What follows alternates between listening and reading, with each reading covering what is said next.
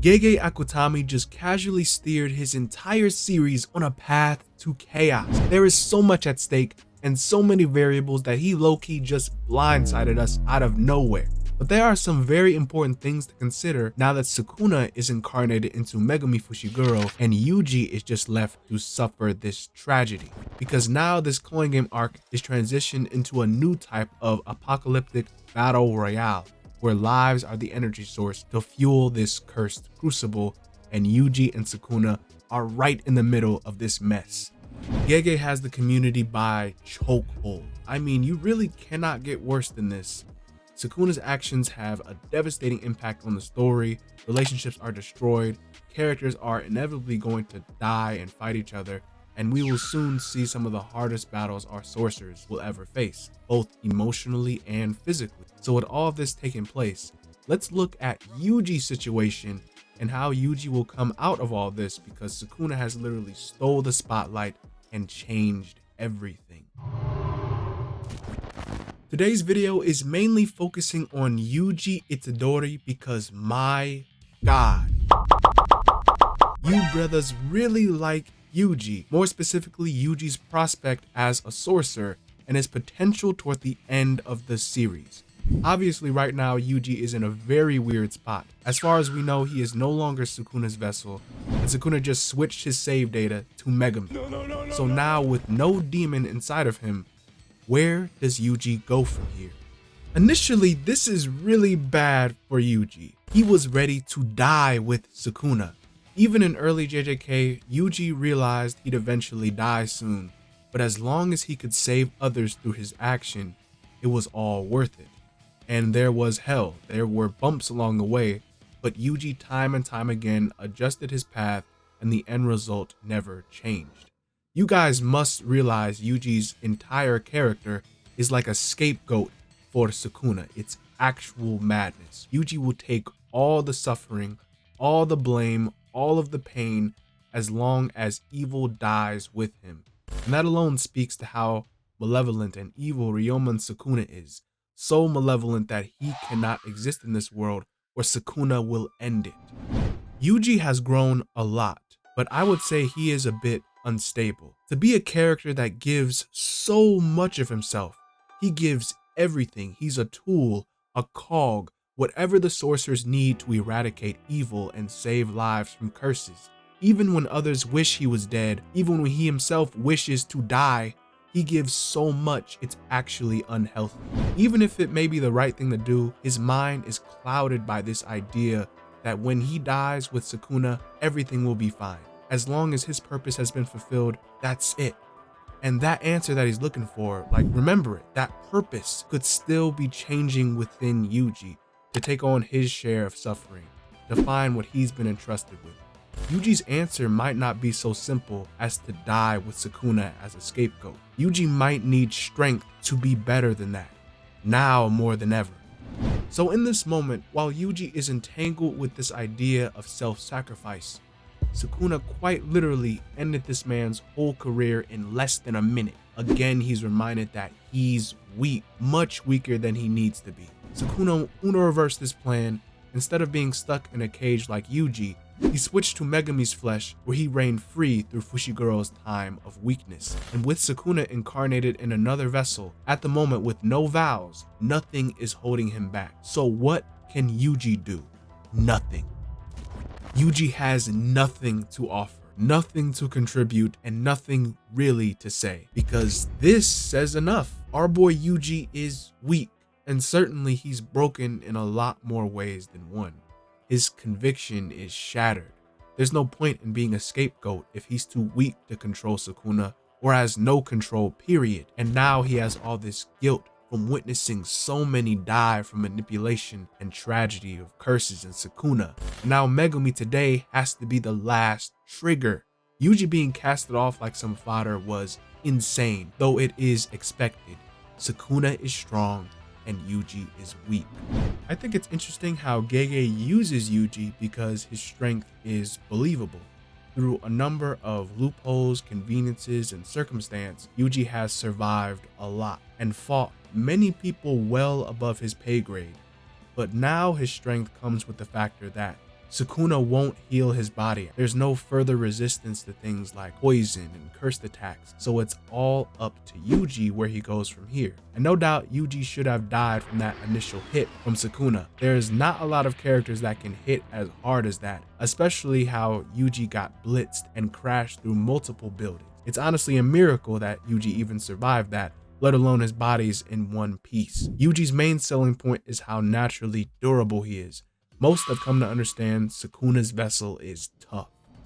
Now Yuji is probably at death's door now with no recovery options besides outside help. But this is why Yuji is so interesting, because it's like, what now?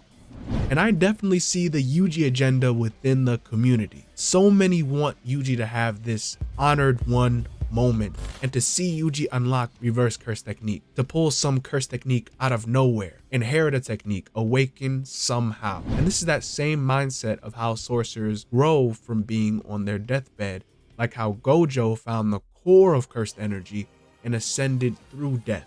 And I'm sure a lot of you brothers might have the same sort of copium and hope for Nobuta's return. I think it's definitely what Yuji deserves. Definitely Yuji has suffered enough. Gege, give him something to work with, because the current Calling Game environment is certainly not the place to be falling behind. Yuji needs more, needs to stay relevant, at least to contend with higher level threats, at the very least.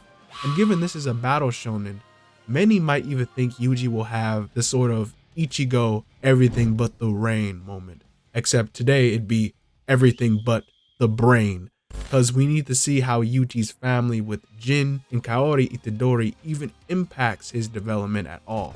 Even considering Yuji's crazy potential, I still wouldn't realistically expect Yuji to rise in power so quickly and gain such relevance and crazy skills toward the end of the series.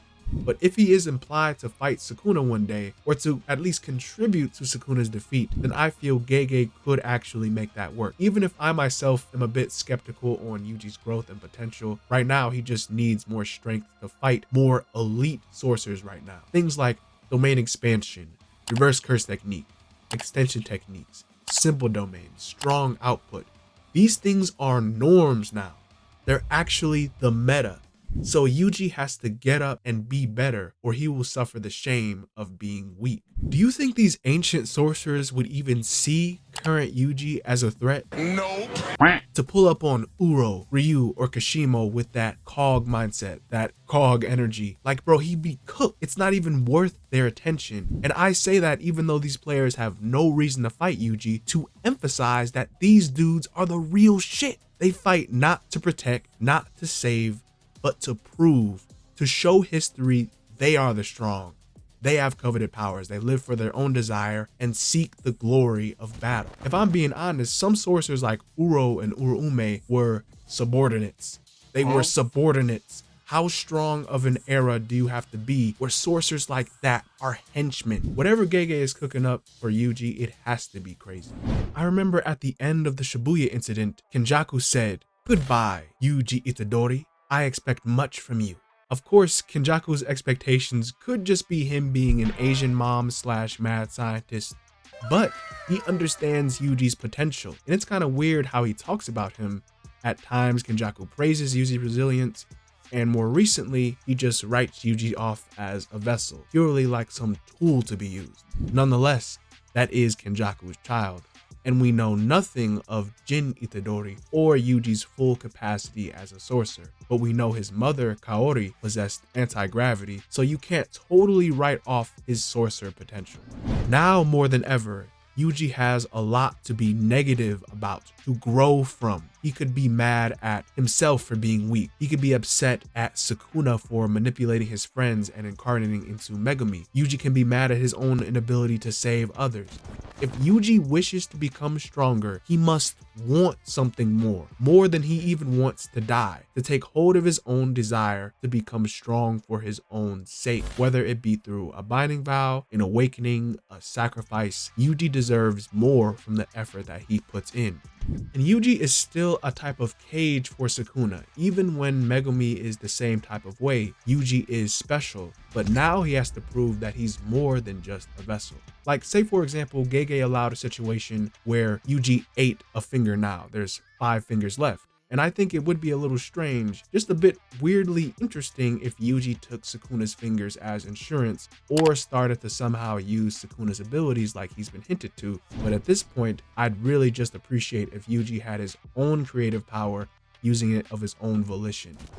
Now, it's also a very popular theory that Angel would cut their losses and switch their vessel to Yuji, since they both have a serious inclination to utterly destroy Sukuna, and Yuji was made to be a vessel. Now that's still kind of effed up that Angel would actually abandon Hana like that, but Angel isn't like Hana. They don't intend to risk their own safety for something foolish. And I do like that theory because it gives Yuji a 100% guaranteed way to challenge Sukuna with Angel's radiance and their power. However, I really need Yuji to unlock that strength himself instead of relying on something else. Plus, you know, I really need more from both Hana and Angel's character at this point. I also think the way Yuji is handled is kinda perfect. He's not too strong, not too weak. And if he ever reaches a point where he could face Sukuna or other Calling Game elites, it'd be that much more of a payoff because of the struggle and pain he went throughout the entire series. Yuji's always been reasonably strong as a sorcerer without inheriting or having a cursed technique, but having abnormal physical prowess and cursed energy control. At most, I'd say Yuji has been hanging around in elite grade 1's level with Black Flash, Divergent Fist, cursed energy control and durability, but to stand at the top with the strongest, he probably needs at the very least a domain countermeasure and reverse curse technique, and if we're lucky, he'd learn to harbor a curse technique of his own. Yuji has a good measure of resolve, but he's more like a human whose body was jump-started for sorcery. So his shaman abilities like wielding cursed energy and his aptitude for techniques are lacking behind Yuji's actual skill as a fighter. I'm not sure if this would work, but maybe Yuji having a particular goal or desire could manifest the technique. If he wanted or cursed something so much that it could eventually carve into his identity and create a curse technique. But we will see soon how Yuji develops. And I honestly couldn't say what Gege will do with Yuji for a certainty, but Yuji really deserves a break from the series of events leading to this madness. Yuji most definitely is going to snap again and have some sort of mental breakdown, so I wonder who is going to save Yuji's soul this time. Will it be Chozo, Todo, Guruma, Nobara? But seriously though, something needs to change with him, or I'm afraid Yuji will not bounce back from death and despair this time. And you know, Gege, just the one time, give our sorcerers a W. Yuji just got free from the demon Sukuna and spent the last chapter daydreaming, just pleased for this nightmare to be over, for him to die and be done with it. And Gege said, absolutely freaking not. So I'm afraid Yuji will never know peace. But now it's all up to him how he changes things from now on. Hopefully we do see that quote-unquote demon god soon. Thank you awesome people for watching. Comment below what you think will happen in the next future chapters. I actually split this video up because Yuji's awakening and his change was so important, but I'll continue to discuss topics like Sukuna's incarnation, Megumi and Samiki's fate, and Kenjaku's grand merging in future videos. As always, share your thoughts, like the video, and share for more content like this. And I'll see you awesome guys in the next one. Bye-bye.